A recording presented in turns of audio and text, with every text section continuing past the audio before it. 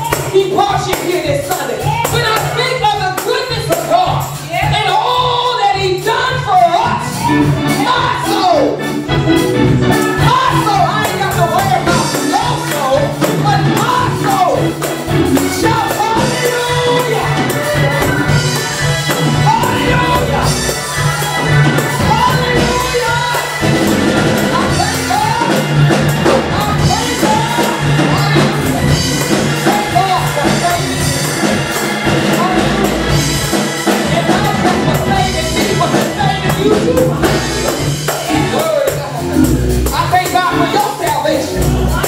Glory to God. I thank God for how He brought you out. Hallelujah. I thank and praise God for what He's doing in your life. Hallelujah. I ain't selfish. I ain't selfish.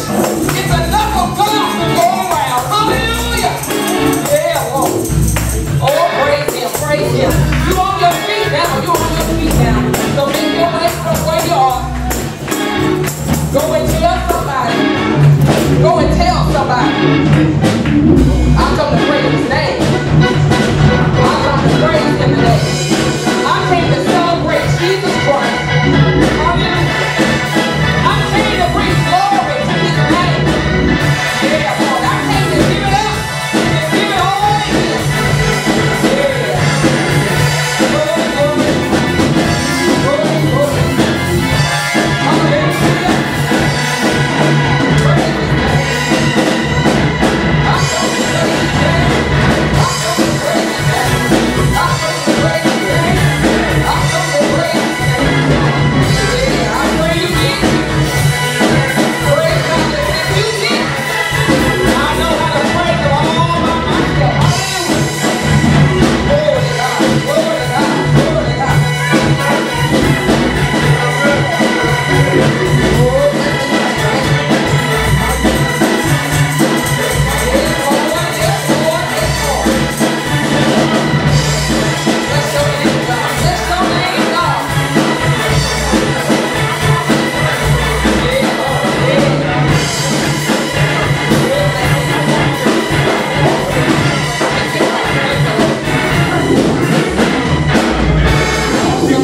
Awesome God we serve. Amen. Praise God. There is none like Him. Praise God. I done tried some things. I done tried some people. But I found out that there's nobody like our God. Hallelujah.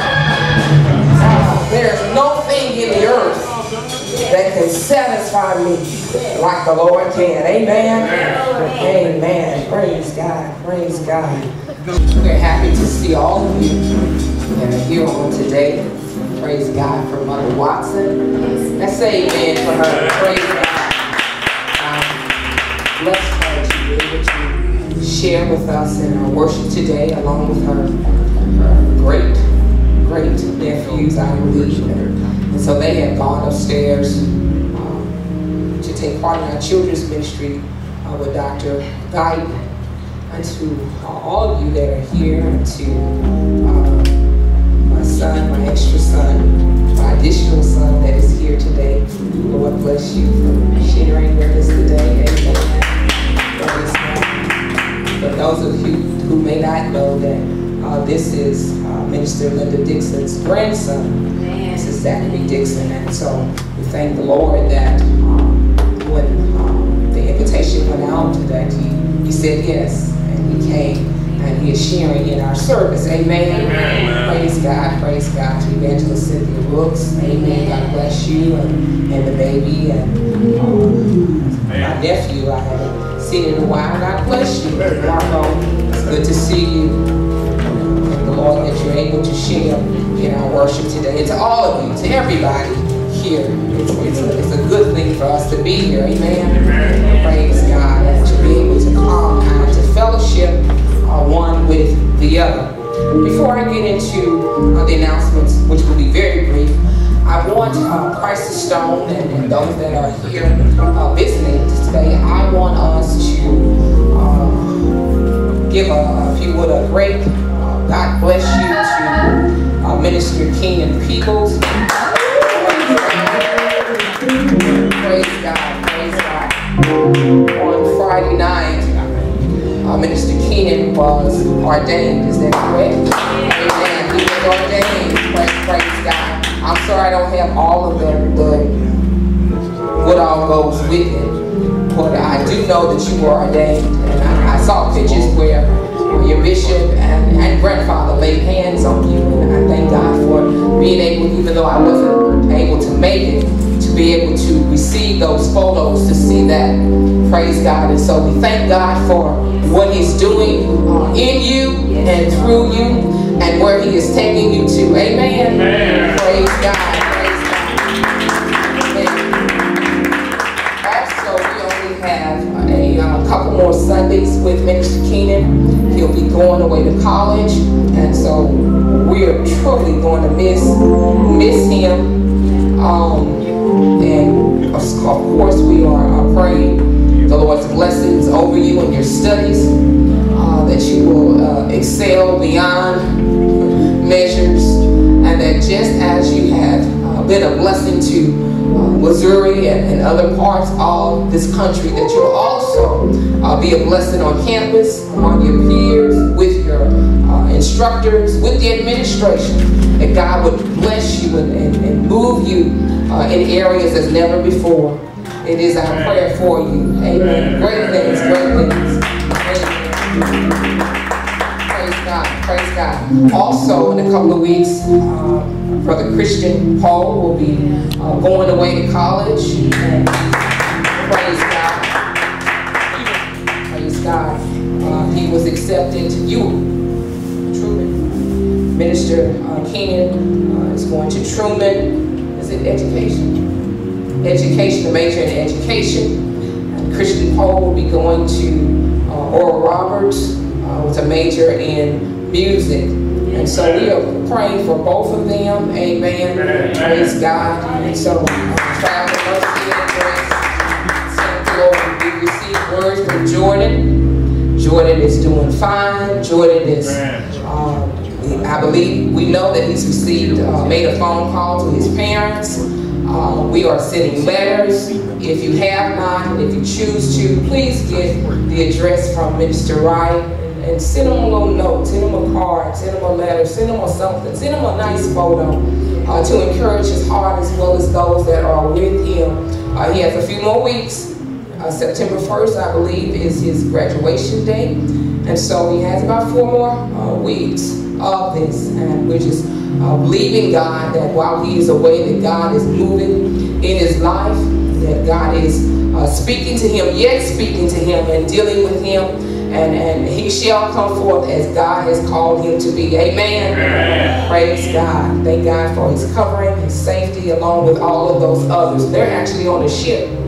They're near ship. They're near ship. I think they have rooms there, but they're on land. Yes. Well, wherever he may be, we know that the Lord is there. Amen. Amen. Praise God. Our announcements are as follows. In our church school, as well as our Bible study, we are studying and teaching on evangelism. And so if you were here on last week, mid the service, then there was a brief little insert, if you would, a meeting of the changes, the format, if you would, as it pertains to this particular sanctuary. The setting is going to be a little different. It's going to be a little different. And so we'll get into that later on as we have conduct our church meeting. But we do have handouts, we do have books, we have videos, we have all types of things that are going on that will better aid us in the area of evangelism. God has called us as the author of the book, and that in our videos says that the Great Commission, it has become the Great Omission. You know, we're doing everything but what he told us to do, which was to go and to win souls for him. And so this is and has been the mandate of the believer. And so I just thank God for redirection and what he is saying to Christ the Stone. Amen. And so get your materials.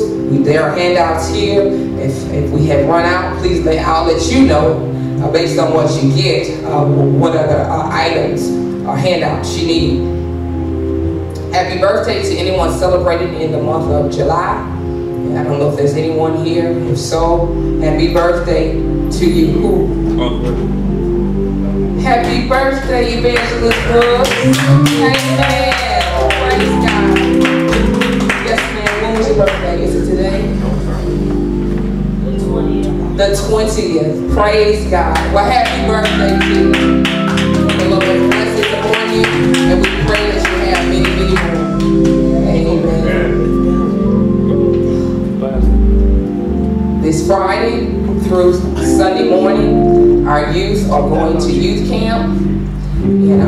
that they arrive before worship is out today. There's some information that they will need.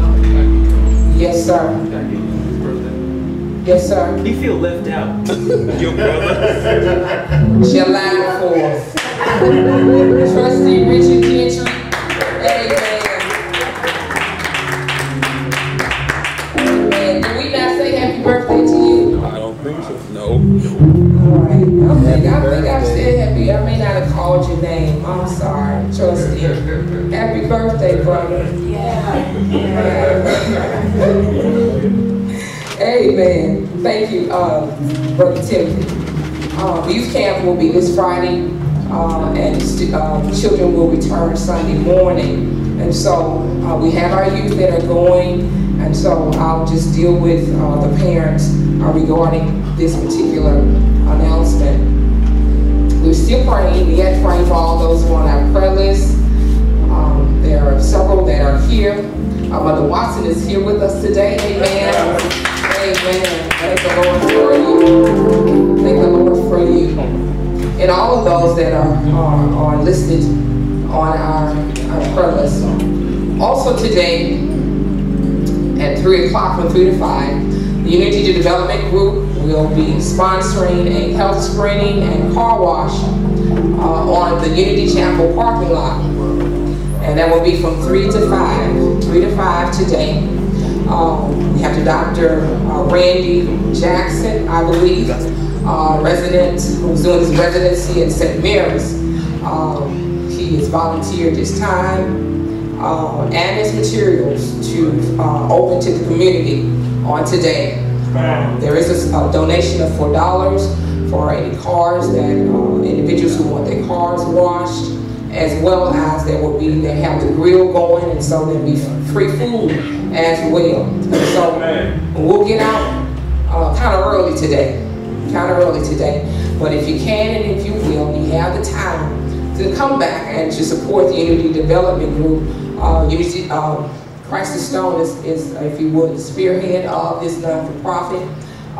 We're also joined by Unity Chapel, Bishop Ronald Irving, and Pastor Deborah Ziegler, the Temple of God, formerly the Lord's House of Prayer. All right, and so if you are able, please come and support us. I believe that is all. Also, I am so sorry, and I have the name there. Minister Keenan's grandfather passed last Sunday. And so I'm asking, we are praying. I don't have to ask, I told you that, so we've already begun praying. Amen. And then we're praying for you and your family, and that the Lord would continue to comfort and to bring peace. Amen. Amen. I believe that's it. All right. Miss Penn, can you give me a verse or something? Thank you. And after his selection, then we'll go into the lesson. Yeah, all the microphones. You don't even have to ask me, okay? That's disrespectful. Very disrespectful.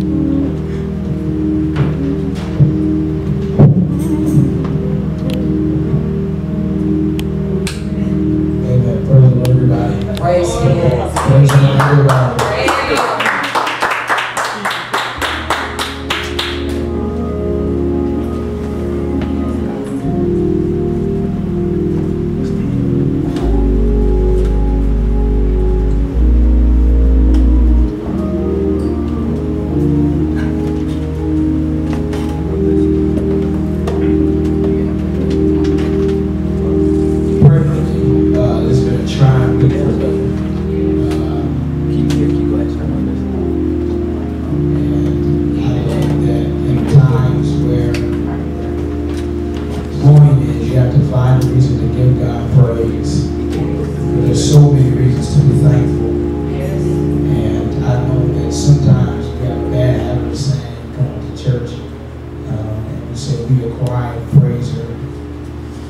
Biblically, that's impossible to be quiet and praise God.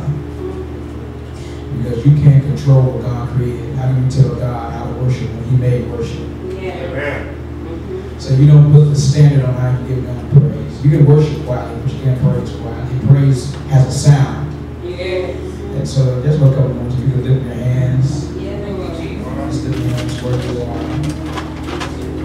And we want to set the atmosphere for the pastor. So when she comes, that there will be no hindrances to the move of God. There is a sound that precedes the move of God. Before God can move, there has to be a sound.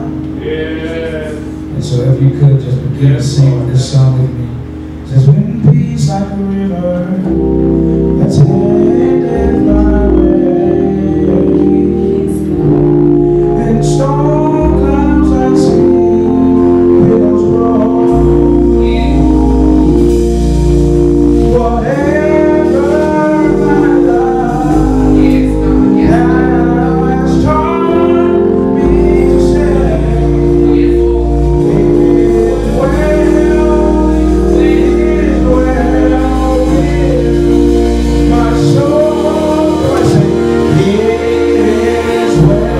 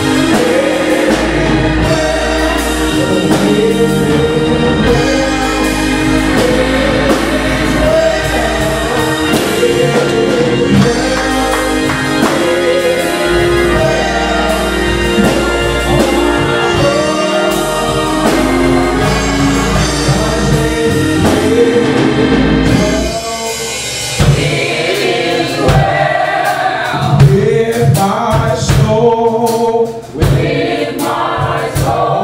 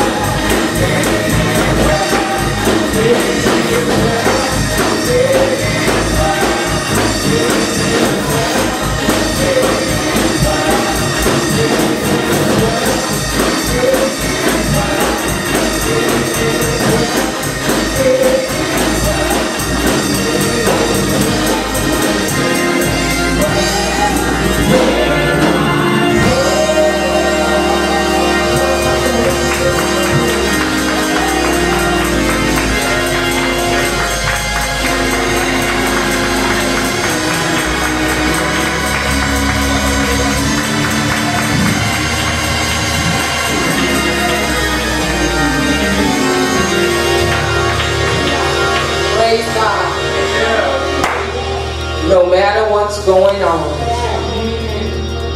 it is well. It is well. Praise God. It's well with our soul. Praise God.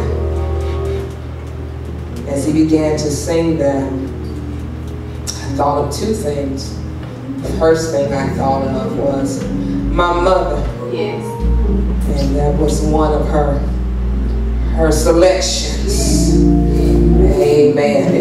And when she began singing that, if things weren't well, by the time she finished, all was well. Praise God. And then the second thing I thought about, well, did you say bless him? Yes. Praise God.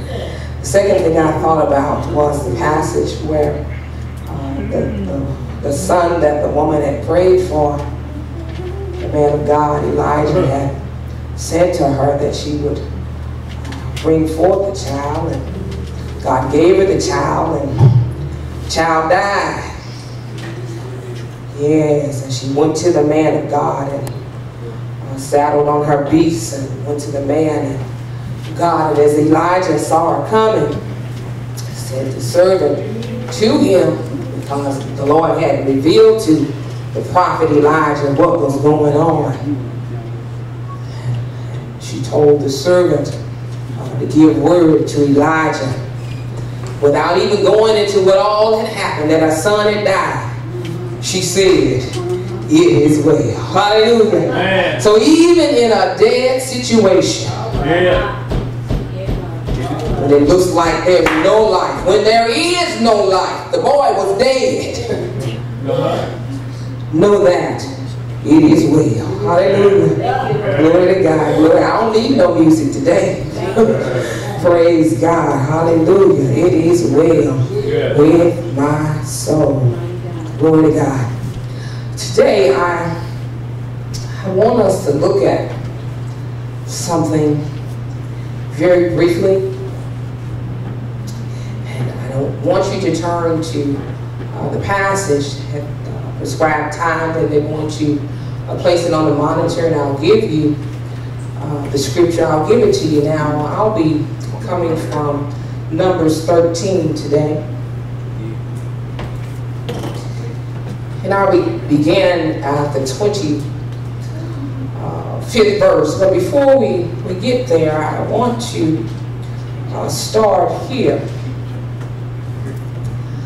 And so just for a few moments, let me begin by reading from, if you would, chapter 13. A little above our target passage today. Finding the word where the Lord said to Moses to send out some men to spy out, if you would, to explore the land of the Canaanites. And God had told, even before Moses stepped foot on the land, he had promised Abraham this land that he would give to his descendants. And so Moses is on the scene now, and God has instructed him to send out some men to case out, if you would, spy, to explore this land.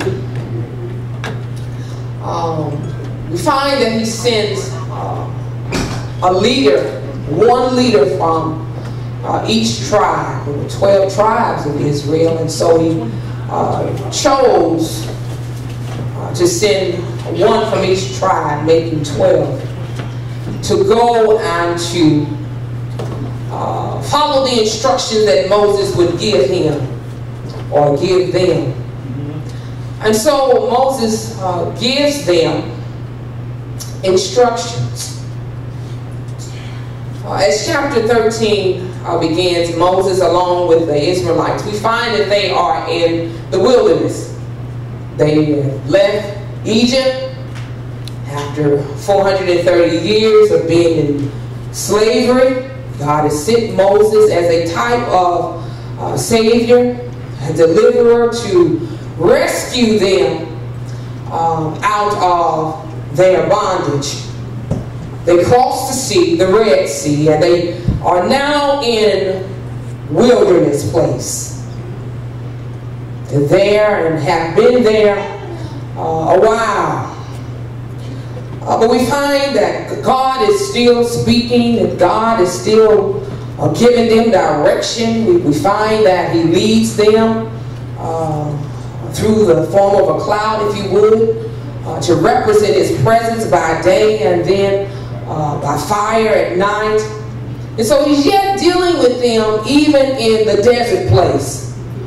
The promises that have been already established don't die in the wilderness. God's promises are yet sure and true. And so Moses sends them and he gives them specific instructions.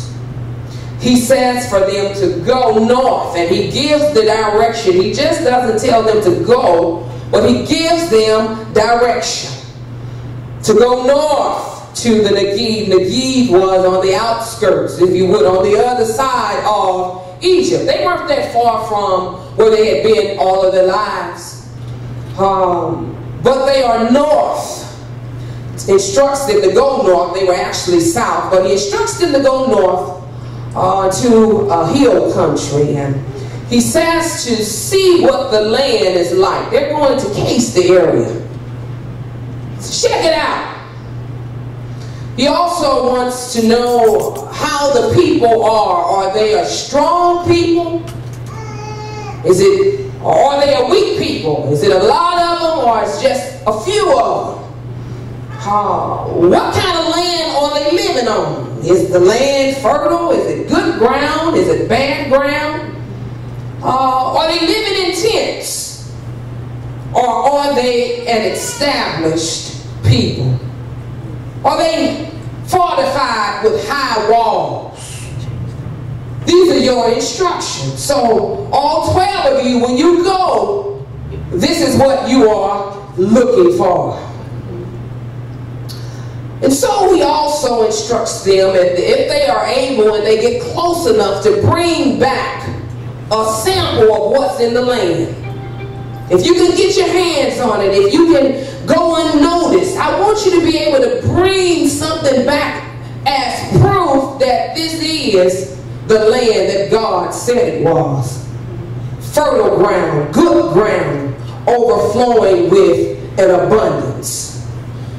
And so we find that they did find a cluster of grapes. They cut it down, and it's so big, it's so heavy that they have to put it on a pole. And two men have to carry it, one in front, the pole and the cluster of grapes in the middle, and then there'd be another man on it. That's how big it was. That's how large it was.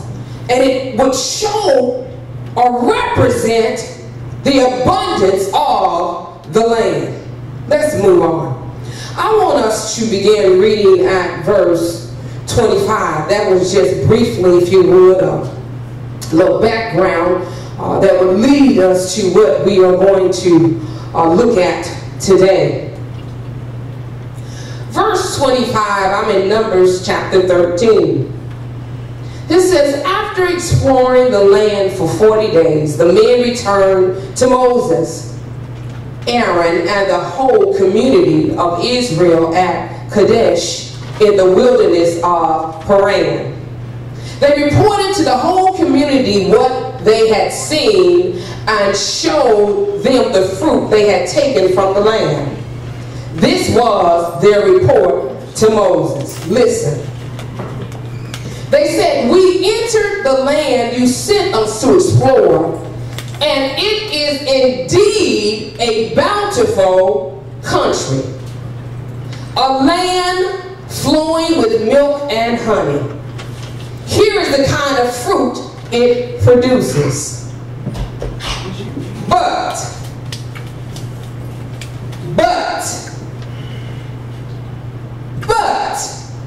But the people living there are powerful, and their towns are large and fortified. We even saw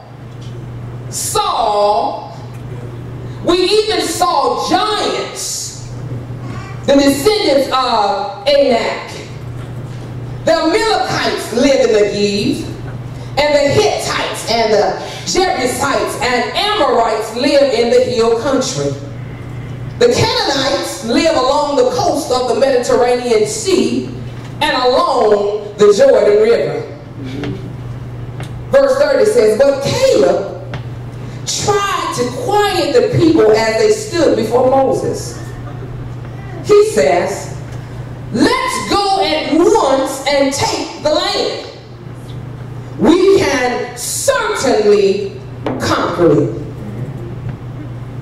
But the other men, those others, remember there were 12, the other men who had explored the land with him, they disagreed. We can't go up against them. They are stronger than we are. So they spread this bad report about the land among the Israelites. The land we travel through and explore will devour anyone who goes to live there. All the people we saw were huge. We even saw giants, the descendants of Anak. Next to them, we felt like grasshoppers. And that's what they thought too. This morning, I want to use as a lesson topic, what did God say about you? But what did God say about you? In this passage we read of 12 spies who went to explore the land in Canaan. 10 of the 12 began their report positively. The positive part was, the land is bountiful. They have much fruit.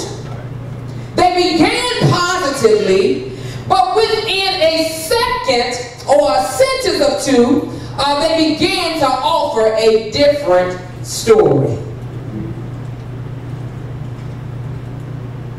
The first point I want to make, and this lesson is going to be brief, and so I'm going to hit it and I want you to get it. First point I want to make is, don't allow a but to interrupt your praise report.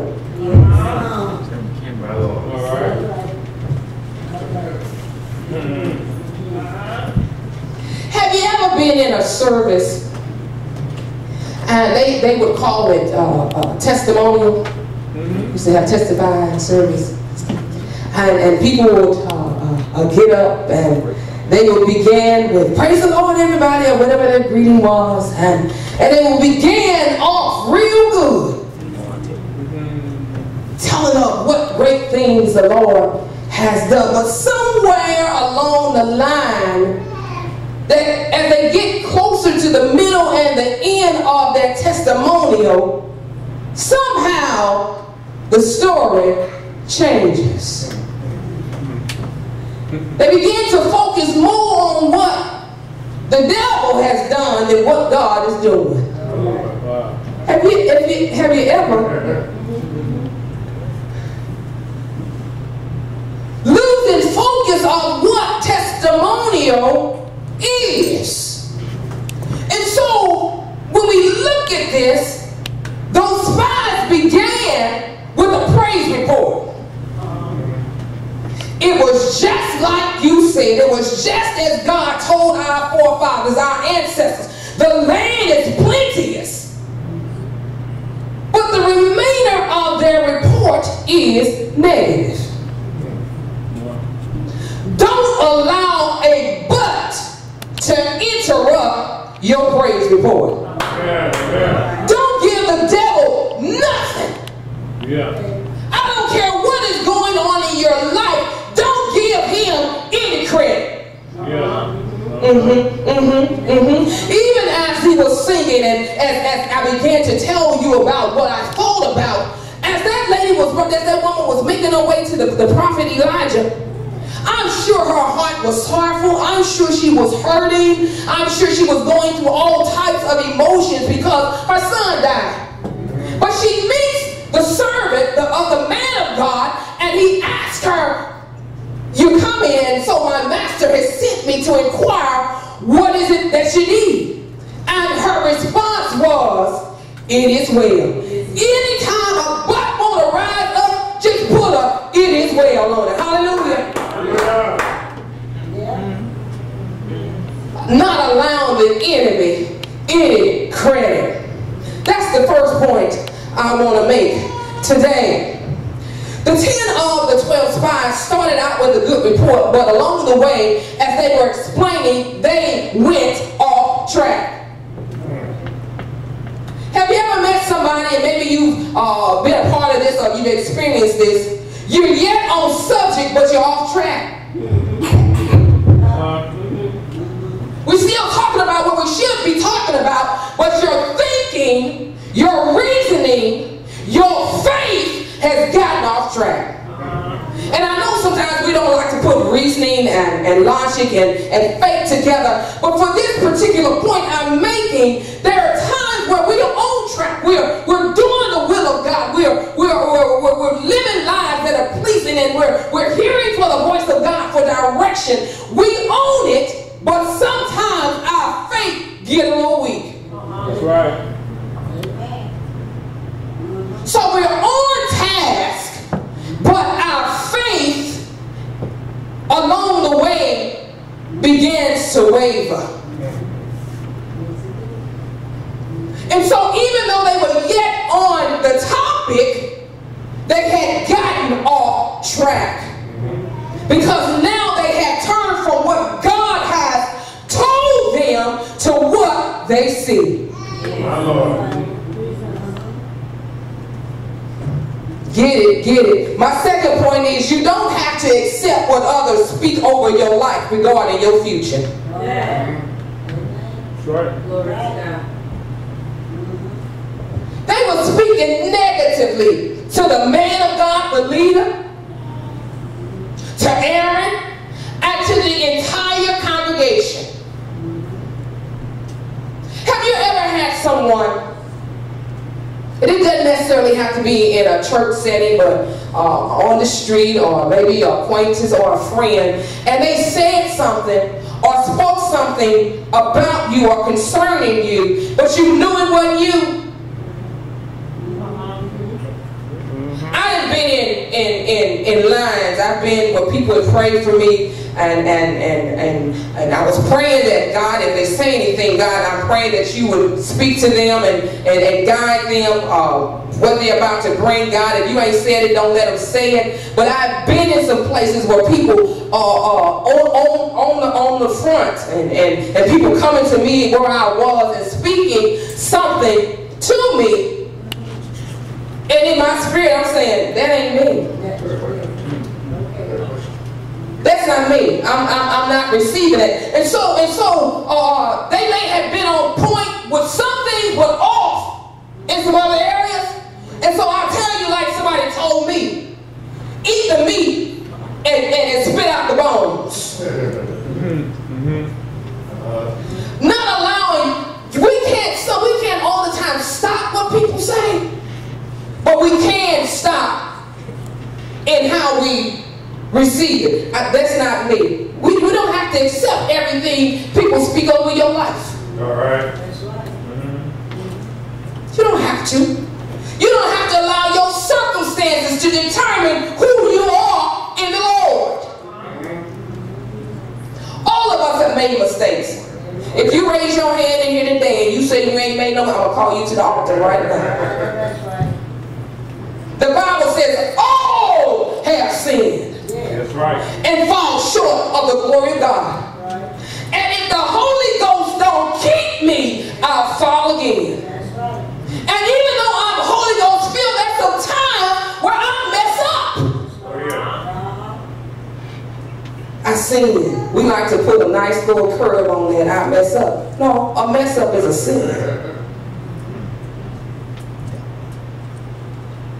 It's a sin. And so, even though this report was being given, and the majority of them were agreeing, saying, yep, it's just like that. It's just like that. It's so many of them, and we're not going to be able to do anything. You know, if we go in, they're going to destroy us. I'd rather believe the report of the Lord than what any majority. Just because it's in a majority don't make it true. All right, now. It might be, I learned something else. It might be a fact, but not all facts are true. Amen. It's not all facts are true. And so you cannot categorize facts and truth. Not all facts are truth. And so I'm staying with the truth. And the truth was, God said to them, I'm giving you the land. Go and possess it. I gave it to you, but you got to go get it. Yeah. And sometimes as believers we get stuck right in that area. Just because God has given it to us, that we think most of the time or all the time that God is also supposed to bring it to us. Some things God says, I've given you, now you got to go get it. Hallelujah.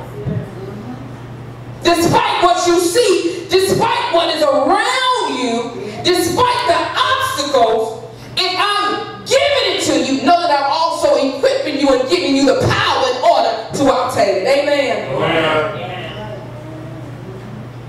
I want us to note that the spies spoke on the behalf, or they thought they were speaking on the behalf of everybody when they said, we saw.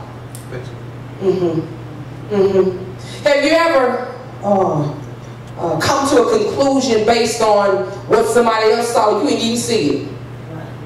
They just told you. But because you thought they were a reliable source, you weren't there. They were there. And from their point of view and perspective, because they told you, then you believed it. Can I tell you that you cannot believe everything you hear? That's right. Neither can you believe everything that you see. The Bible says that we ought to walk by faith and not by sight. Amen. An observation that I have is that there will always be doubters. Always. Somewhere around you. Somewhere around the corner. Nearby. There will always be doubters to speak negatively concerning what you can do and what you cannot do.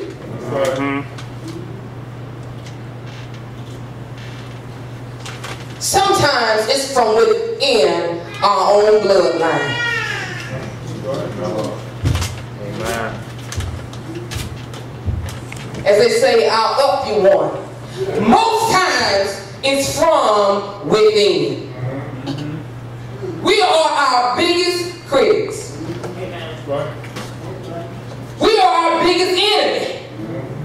Let alone what others may be saying to throw us off course, but many times in our own minds there may be a back and forth of what I am capable of doing, what I know I can do, but maybe because I don't have this, I don't have that.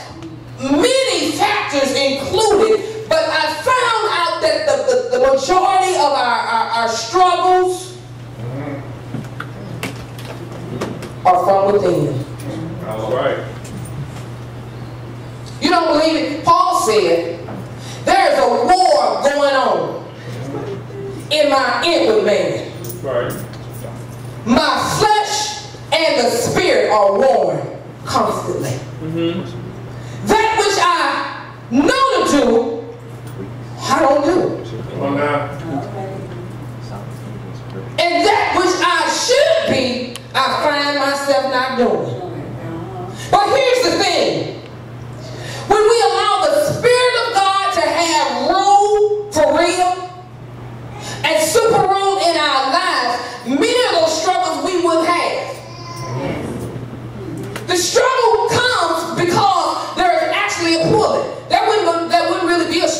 if there's no pulling on both ends. Have you ever seen tug of war? It ain't tug of war if one person got the rope and the other person ain't doing nothing. That's right.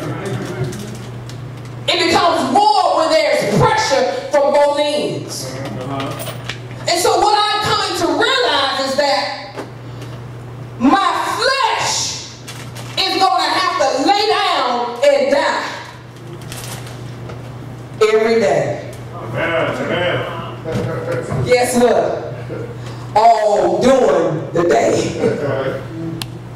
Because you can kill it,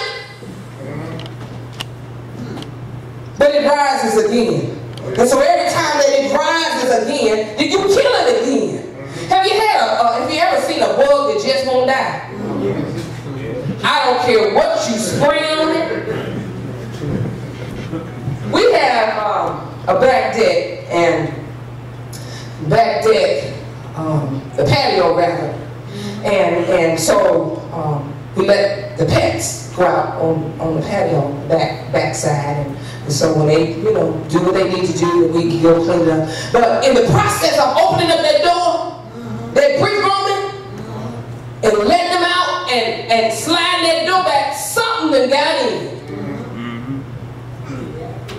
And it didn't have far to go because it's already there at the door. Already just waiting for an opening. And so that little short time, and here it comes. And so because there is no infestation of bugs, I don't keep grade. I don't keep the little motels, hotels, whatever you call it for. And so when something gets in, I am racing all over the house trying to find something. I don't care what it is. Aerosol. Flip-flop. What else we use? Flip-flop. Who? Flip-flop. Cologne.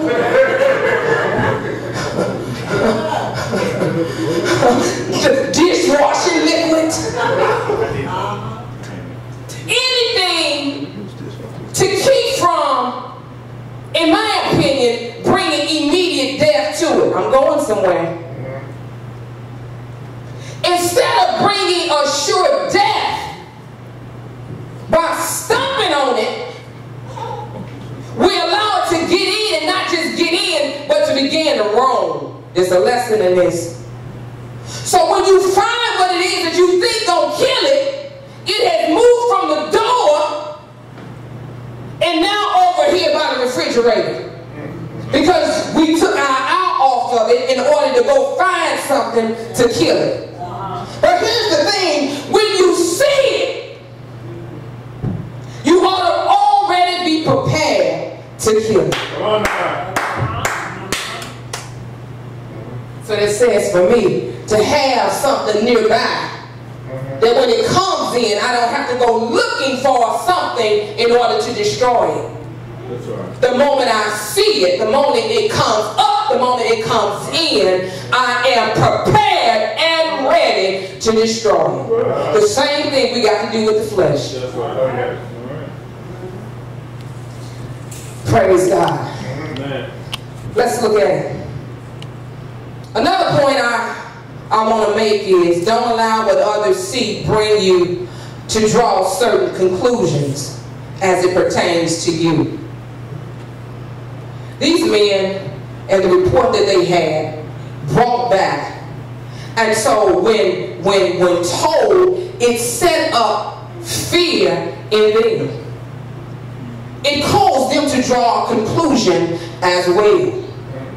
Don't allow somebody else's point of view to be yours without investigating. Don't allow somebody else's opinion and thought concerning you to become your own when you know that God has said opposite. Yeah. If it's contrary to what God has told you, don't believe it. I don't care who it's coming from. I don't care from what place it's coming from. If you know the voice of God, and you know when He is speaking to you about, I ain't talking about somebody else, I'm talking about you. See, that's one of the things with the church. Everybody got a word for but don't nobody got a word from themselves. My Lord. Something wrong with that. My Lord. Something's wrong with that. Just as God is speaking to you concerning your brother, your sister, about this situation in somebody else's life, know that God is also speaking to you about you. That's right. And so then, if we know this, if we know God is speaking, then we ought to be open to hear what it is that He is saying to us, concerning us, about us. Wherever we may be, whether we on cloud nine, God is speaking. Whether we in a low place, if we allow Him and we give Him ear, God is speaking. Don't take in what everybody else is saying and accept it as your own.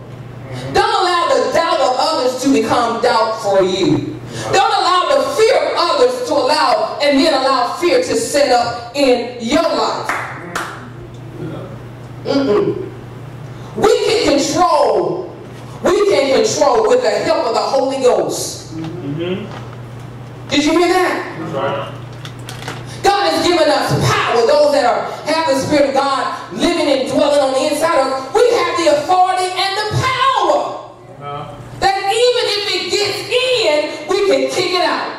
Right. But we find that there were 2 of these 12 spies that went out that had a different report. A man by the name of Caleb. This man didn't focus on the negativity of the others, but he combated their evil report with a statement of faith. He says, let's go up at once and take the land. He says that we can certainly conquer it. And so when we are faced with situations, when we're faced with trials and tests and obstacles, as we're making our way in this journey, this Christian journey, know that we're going to be met by some things. Know that you're not going to be able to go through this and not be affected. Yeah, we are. We are. The Bible says that if we suffer with Him, then we'll reign with Him. Ain't too much good that goes along with the word suffer. Oh, I sure suffered good. You ain't heard nobody say that. With suffering comes some pain and some disappointments and some things like that. But the Bible says, He said, if we suffer with Him, if we go through this, then one day we shall reign. We got the victory now. Hallelujah. Hallelujah. We got the victory now. But know in this, there's some war that's going to go on. There's some fighting that's going to go on. But know that God has already given us what we need in order to be victorious over everything that we encounter.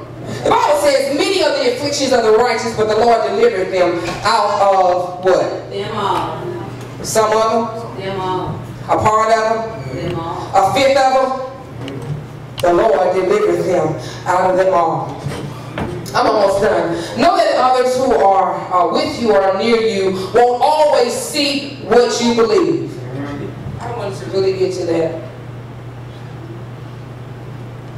Know that we are constantly surrounded by individuals who don't see the vision that God has given you.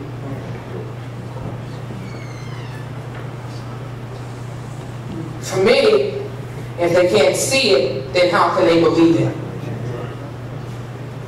And so sometimes you have people that think that they are doing you a service by saying what they say to you because they don't want to see you hurt. They don't want to see you go through what things you may have to go through in order to obtain what it is that you're after. Know that everybody is not going to see. And know this, God is not going to even allow others to see at some point. I remember Abraham and his nephew Lot. Y'all remember when Abraham and Lot took a walk? There was some strife between the herdsmen. Abraham had great wealth else, and Lot did too. And the herdsmen began to fight over that there wasn't enough grazing and land for the cattle. And so, God bless you, son. And so, what God, I believe, at one point intended for togetherness, now came time for separation. So Abraham and Lot take a walk. And Abraham gives Lot first choice. He says, here's the land. He says, choose out the land or the portion that you want. And Lot looked over in the area of Sodom, and because it was fertile and it looked good, he said, we'll take that area. So Lot and all that were with him go to Sodom.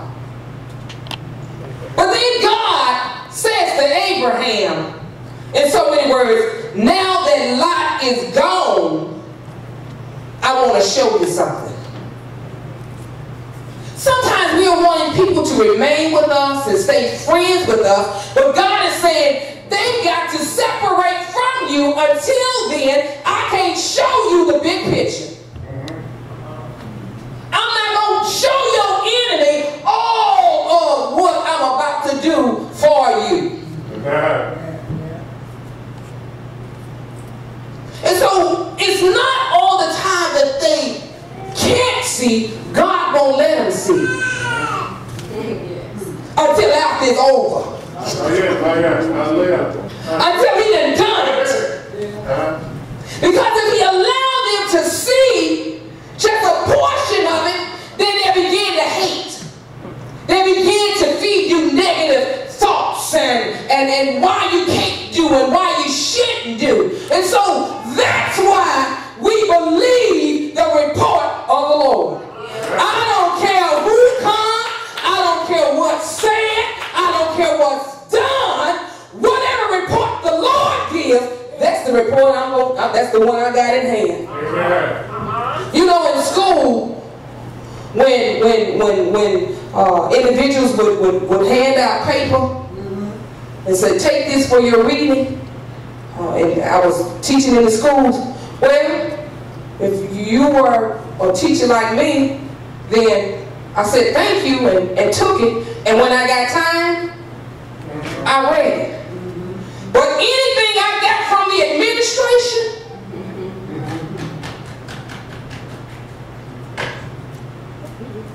I made sure if I didn't read it thoroughly that I skimmed through it, because it may be something that I need, I'm going to be asked about in a moment. So it depends on the report. And it depends on who's giving the report. Who issued the report. We shall believe the report of the Lord. Hallelujah. Thank you, Jesus. Thank you, God. Know that others who are with you or near you won't always see what you believe about yourself. People looking at you and they're sizing you up about your potential and your abilities and your skills and your knowledge. Don't worry about that.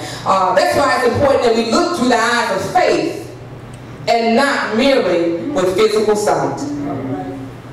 Have you ever seen something and you really didn't have a real good look at it, and then you put your glasses on and you look at it, but still that ain't good enough? Sometimes you have to walk towards it to make sure and ensure that what you're looking at is what you're looking at. Well, I tell you, there's some lenses that we can look through that are clearer than that. Come on now. When we can operate in faith, praise God, a blind man can see. Glory to God. If he got faith, then he can see better than any of us that got sight. Hallelujah. Hallelujah. Caleb was convinced that if God said it, then I can have it. He said that if God says that the land is ours, then we can have it. Let us possess it and take it, because God has given it to us. And so it is with you and I. If God said it, then we're going to believe it. Hallelujah. what he said, especially if it's something concerning me. God's talking to me about me, and God has said something to me about me. I'm going to believe what he said. Hallelujah. And sometimes it don't feel good, but I'm going to believe it anyway because God said it. King James put it this way: I am who God says I am. Amen. I can do what God says I can do. I can have what God says I can have because I am a child of the Most High God. And if he said it, it shall come to pass. Oh, you ought to take that today. Glory to God. You ought to take that and affirm yourself that God said it, I believe it. And I don't care what the situation and the circumstance is or looks like. When God is for me, he is more than you, it, and everybody that is around it. He's with me, glory to God. And he's more than all of that. Sometimes we might struggle with guilt and shame because of some mistakes we made in our past. But know that we can move forward. How can we move forward? It's because of the mercy of God. It's because of his mercy that covers us. We can move forward because his grace will ensure that our past mistakes won't be our determining factor concerning the outcome of our future. Sometimes we can't even move forward because we are stuck in the past. We think that our mistakes have been so bad and too many that how can I possibly move forward? How can I possibly have the blessings of God when I've done all of this? Not done all this, but I'm yet doing these things here. I haven't overcome those things in my life. Some of them have become strongholds and addictions and got to have. Don't allow your present situation, and even though mine is not drugs, mine is not alcohol, mine is not men, mine is not women, mine is not pornography, but I do have something. And not just something, but I have some things that I yet need God to work out of me. So for all the self-righteous, for all those that got it going on in God like that, then maybe you need to come and you need to help me. Maybe I need a little bit more prayer, but I happen to know that everybody is going through something that they need God to lift them out of. I don't care what you say. I don't care if it's stressing and if it's worrying, if it's handling business the wrong way. It might be your attitude. That's right. It might be your thought process. But all of us need God to help us. Amen. Yeah. Can we all agree with that? Yeah. We all need God to help us. Right. Thank you, Jesus. Jeremiah 29:11 says, "For I know the plans I have for you." And this is what the Lord says. He says, "They are plans for good and not for disaster, to give you a future and hope." Know that we have dreams and aspirations. I don't know about you, but even at 48, there are some things that I desire. I understand that I'm not too old. At one time, I thought I'd gotten too old to accomplish some things. As a matter of fact, I thought I'd gotten too old for some things that God told me when I was 12 that they would never come to pass. But I believe the word. The word says His promises are yea, and they are amen. And so, irregardless of how old you get and what you go through in life, know that I'm going to bring you to those things because I promised them to you. And so with that, I began to think on my own life. And some things yet look so far in the distance that they almost seem unattainable.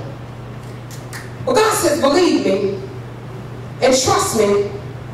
He says, every dream that you believe has died. Know that I can resurrect them.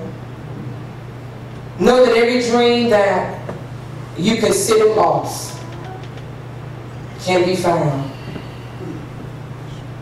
Know that every aspiration, everything that you want to do in this life,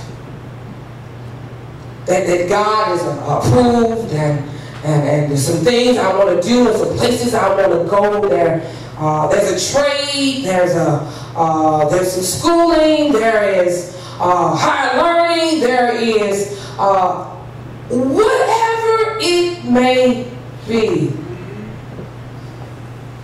And it looks like right now, how in the world that's going to happen?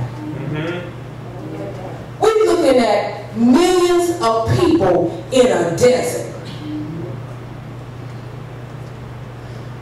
who just left years of bondage. Now, for them, they consider it bondage. Moses, you done brought us over here to die. We would have rather stayed in Egypt. At least they would have buried us. We would have had a burial. But you brought us out here to die. Where is Canaan? How far is Canaan? Let me show you something. When you don't believe God and you don't trust Him for His word, and you're constantly worried about how I'm going to do this, how I'm going to do that. Well, that don't look right. Well, how is this and why is this? When we get in have a spirit of murmuring and complaining as we going through trying to arrive to where God says we are going to be or can be, we'll spend a lot of time walking in circles. My Lord. Dealing with the same thing. Same cycle. Some things may change, but it's really still the same. Canaan was only a few days from the Red Sea. Some theologians say 3. Depends on what way you're going. Some say 11. So how in the world did they wander in the wilderness 40 years? How in the world are we going around the same thing over and over and over when we know the way? My Lord. When the way has been provided for us, clear and concise directions on what way to go. But because we want to do it our way, because we are willing to accept the report of everybody else, when we're looking at everybody else's life, when we're looking at everybody else's level of education, when we're looking at everybody else's money, and then we get stuck in the thinking that this is the best I'll ever be able to do. And for some in the wilderness, they thought, this is it. And for those that thought that, it was it. Because they died in the wilderness. 20, the age of 20 and above, didn't go into Canaan. They didn't receive the promise. I say to you today, don't die in the place that you're in right now. Because know that it's only temporary.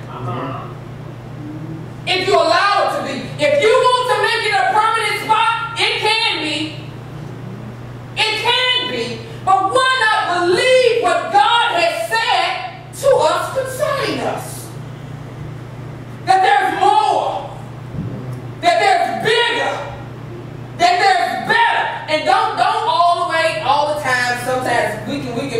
spiritual that we become carnal. Because we think that the bigger and the better is these material things. That it is solely material things. But God came that we might have life. That's the purpose. Now, while having life, you can enjoy some things all of life. But He came that we might have life. And that life can only be had in Him. I think I have one more point. Stop losing your focus on your dreams, your visions, your goals, and aspirations because you become distracted by what surrounds them. The report was, in the land, even though it is full of bountiful blessings of foods and the land and is fertile, they began to name all the folk that were in the land or around the land. We saw, say the word saw. We saw the descendants of Anak. Anak were a generation of people that were considered or were giants. They were very tall men. Like we read about Goliath being so many feet high. Well, they had offsprings, sons and grandsons, and a generation where they were just tall people. They were giants, little giants. They saw them. Not only did they see them, but they saw us. They saw the Hittites, and they saw the Jebusites, and the Amorites, and the Amalekites. They saw all of these ites, and it has distracted their view of what God was giving them. Let me tell you that when we allow what is going on around us to cause us to take our eyes off what God has promised us, fear will set in. Discouragement will set in. And you don't want to be at a place because it's hard sometimes to get past fear. It can be quite difficult at times to step past fear because fear will cause you to stand right where you are. What did you say? It will paralyze you. Where you won't even move. But if we keep our eyes on Canaan, if we keep our eyes on the promise that everything that is in and surrounds what God has promised us, it really doesn't matter. Amen. It doesn't matter. If we keep looking to Jesus, who is the author and finisher of our faith, looking to Him, because it's by Him that we can do all things, because He's the one that strengthens us. And so it does not matter what our situation, where we are,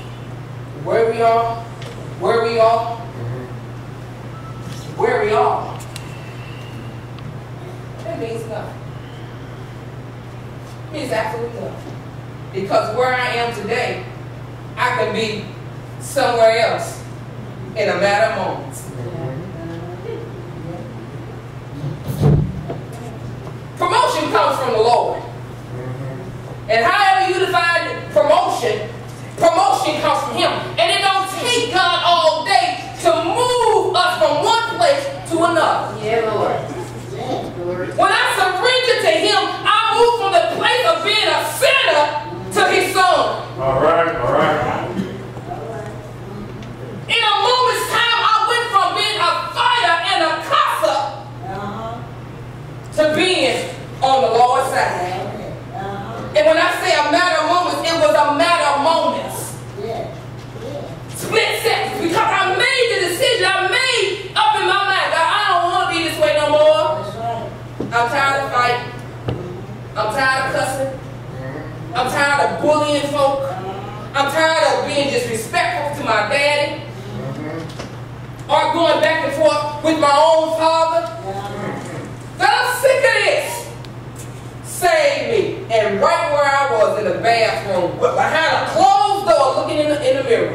I said, God, change me. And just like that, God did it. Amen. So know that. You don't have to go through all the preliminaries. You don't have to do all of this and all. Just say, Lord, here I am.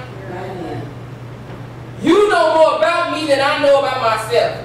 All I know is I'm in trouble and I need you to rescue me. You have to have all certain terminology. God, come into my life. I don't even know what all that is. But God, I trust you that you're going to show me. You're going to teach me. Just come into my life and save me and make me new in you and teach me your ways, God, and help me to live this life, this Christian life, so that I'll be pleasing to you. Amen. Now, God, come into my life and I'm going to let you do the work. And guess what? When we give him the right way to do that, he does just that. He does just that. I know I have said an awful lot today, and I'm not even going back to my notes. But what I wanted us to see today is that how a few, based on what they saw and brought back, and the effect it had on the masses. Know that you may be a part of a group or an organization, a fraternity, sorority, a business with like-mindedness. Understand. What we want to hear is the voice of God. Amen. We want to be able to distinguish his voice from all the noise. Because everything outside of his voice is noise. They are distractions. They are meant to get you off course. Those 10, because out of their own fear, brought back what they saw, brought back what they believed, and affected an entire nation. All except a few. Cain, the Bible says that he had a different spirit. He had a different outlook. He had a different mindset. And so I hear all you saying, and you only basing this on what you saw. How do you know they looking at us as like grasshoppers? Who told you that? But you didn't conjure that up in your mind. And so many times, stuff that we say about ourselves and to ourselves is stuff that we didn't conjure up in our minds and allowed to play over and over and over and over again. Just like when you watch the movie. And with each slide, it takes you further and further to the plot of the story until it brings you to your end. The enemy wants you to keep watching that reel and become so distracted with that.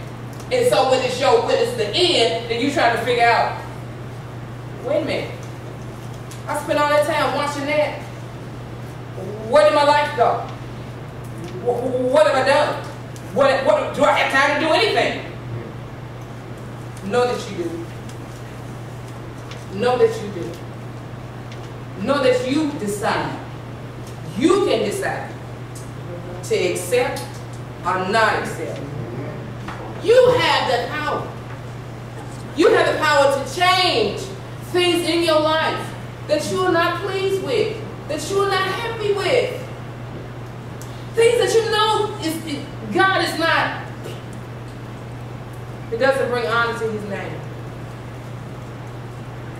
And we have just a small part, if you will, to play. And that's to give it to him. He'll do it. He'll do it. He'll do it.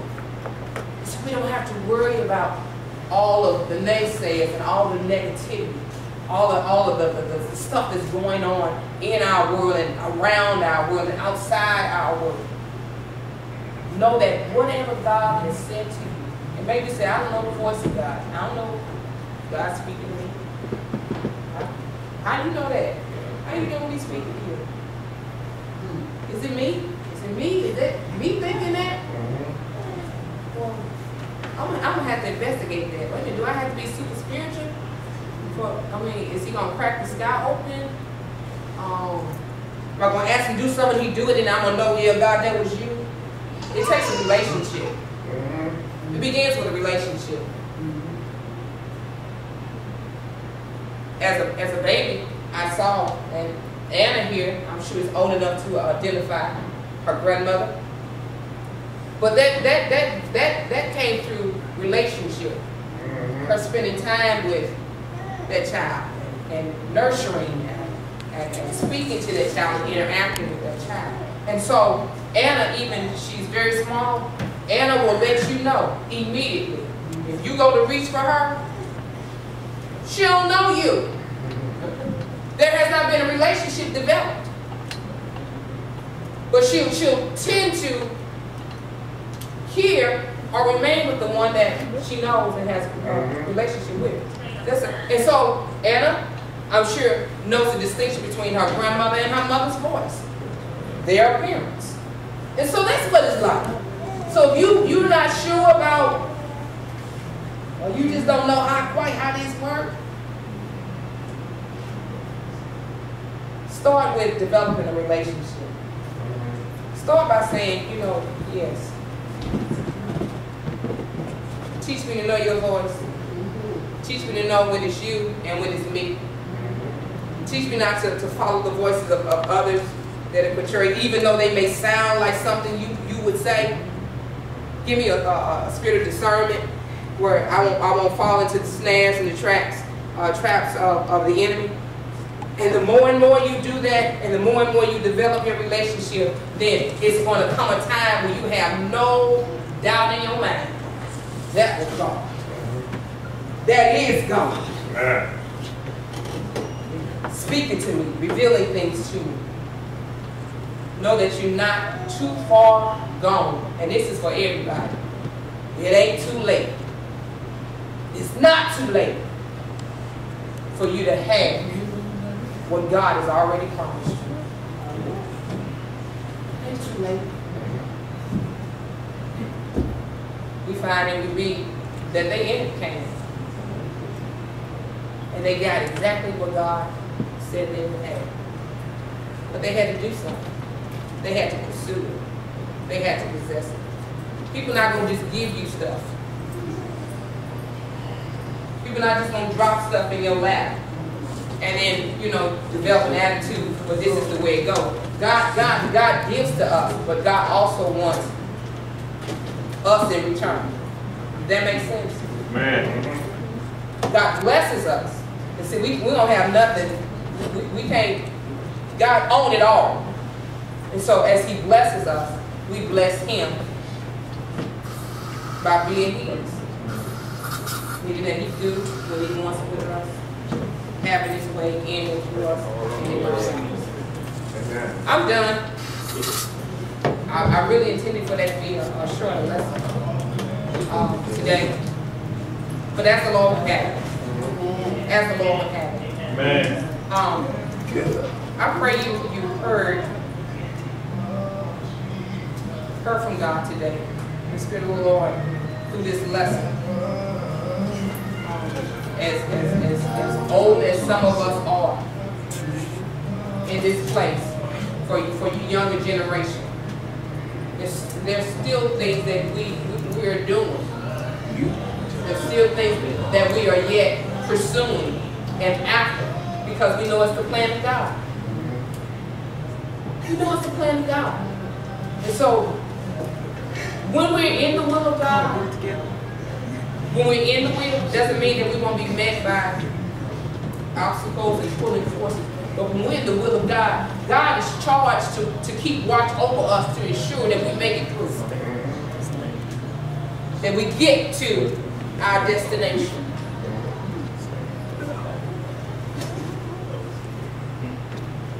They eventually made it. But it wasn't until after much loss. But it was worth it. It was worth it. When you get to where God has called you and placed you, and when you look back, all you see is the distance. You don't see all the pain that came along with that. Get this last example and I'm done. When I gave birth to my oldest, And I was in labor 27 hours. I thought I would lose my mind. And I'm thinking about, oh my God, I don't believe this. Oh God, I'm going to die giving birth because it was so painful. But then they came and they shot me with something. And the pain that I was having, I didn't have that pain no more. And I was able to deliver him pain-free, not pressure-free, but pain-free. Once I got Nicholas in my arms and I'm rocking him, all that pain that I had just experienced 27 hours prior, I didn't even remember. Didn't even remember so that I went and got pregnant 3 more times. So it wasn't that bad. Wait, hold up. It wasn't that bad. Because I forget the former pain, but the joy and the reward that I would soon have was worth it. I'm stopping right there. The mothers know what I'm talking about. I'm stopping right there. Everybody stand.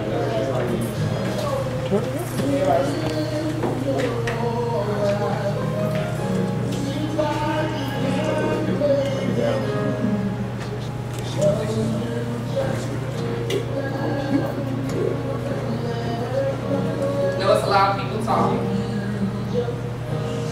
A whole lot of people talking. A whole lot of people looking. And trying to figure you out. Praise God. What you all about and what you gonna do and what you gonna be and what you gonna become. They got their eyes set on you, watching your life, and have neglected their own. Let me tell you something. You don't have to prove yourself to anyone. We prove ourselves to God, but everybody else, it really doesn't matter. And if you really want to walk in the blessings of God, then we got to do it His way. That's everybody. That's the seasoned saints. That's the newly converted. That's the newborns. However, wherever you find yourself in there, we want the blessings of God to really move and flow in our lives. We got to do it God's way. Any other way, life itself brings its challenges. But a life without Christ, maybe because I have Christ, then I don't understand. So I can make the claim that I don't see how anybody can live without Him. But at one time I lived without Him, and I thought I was making it. I thought I was doing it. But God allowed me to see. I can fake it, and life can leave your body right now. You don't have the control. You think you got control. You think you're running it, but you don't have control. I'm the sovereign God, creator of all things. And so outside of me, for real, we couldn't exist. We would not exist. So God is, Spirit Lord is wanting this lesson today to take root and resonate in your own spirit, man. And chew on it. Think about it. But as you're thinking about it, I want you to also consider this. That one day, and we don't know when, and if we believe the word, we know that Jesus is coming back.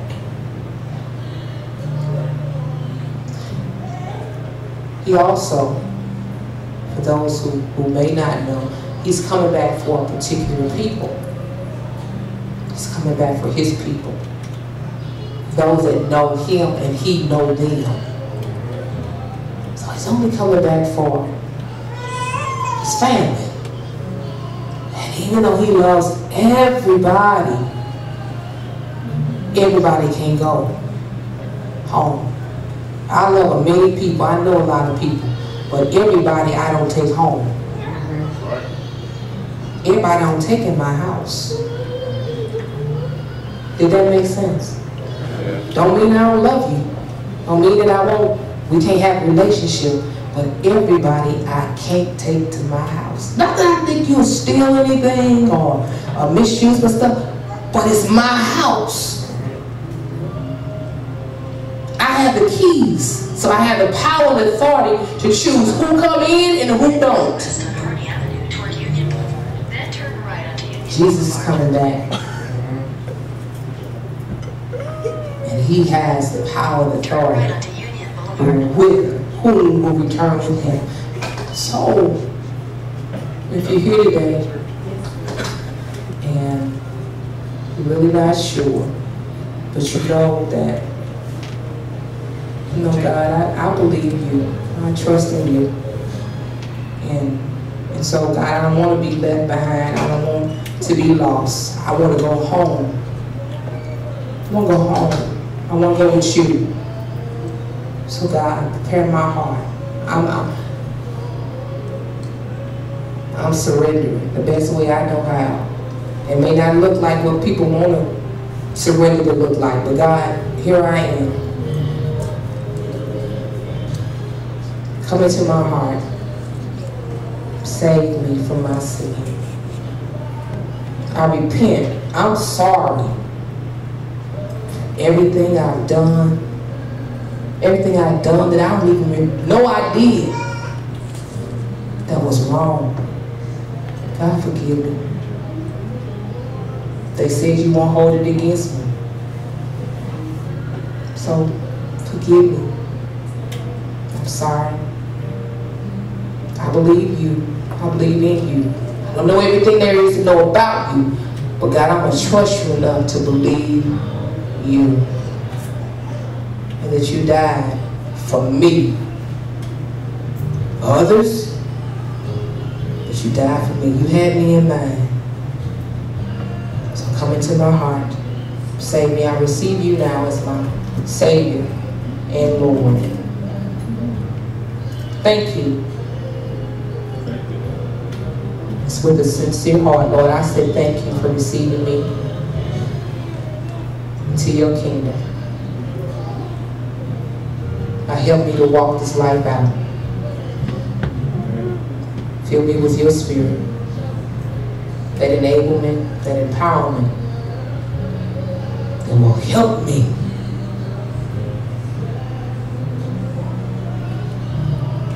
as I walk this journey with you. All right.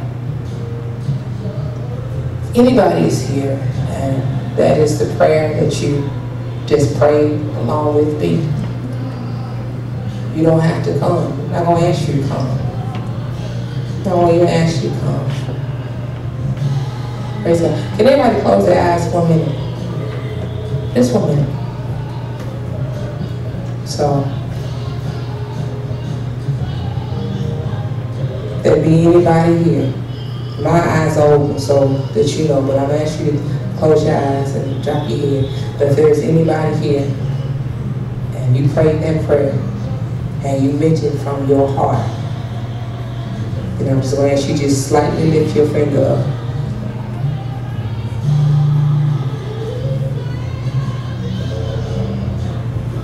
All right. Praise God. Praise God. Thank you, Lord. Thank you, Lord. All right. Praise God. Is there anyone here and you would like to come to the altar? You may do so at this time. Anyone God is leading you to become a part of Christ the Stone, we're going to ask that you would make your way forward. But the altar is open for you. If you want someone to come and pray with you, we would do that as well. Praise God. Anyone? All right. If there be none, then if you would, everyone clap your hands and thank the Lord. Thank the Lord.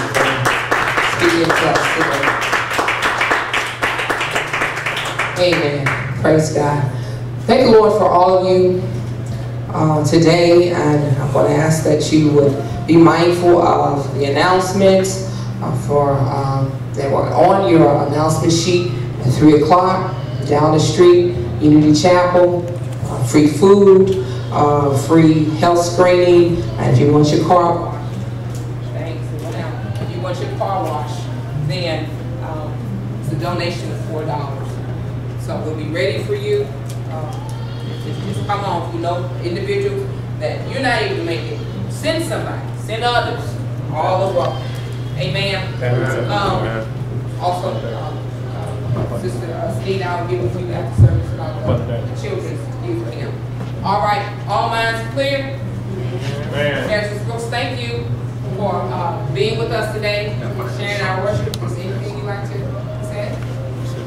Lord bless you. God bless you. Hannah, is it Hannah? Hannah. I kept calling her Hannah. I'm sorry. It's Hannah. God bless you, Hannah. And to all of you that are here, to my friends, my sons, my additional sons.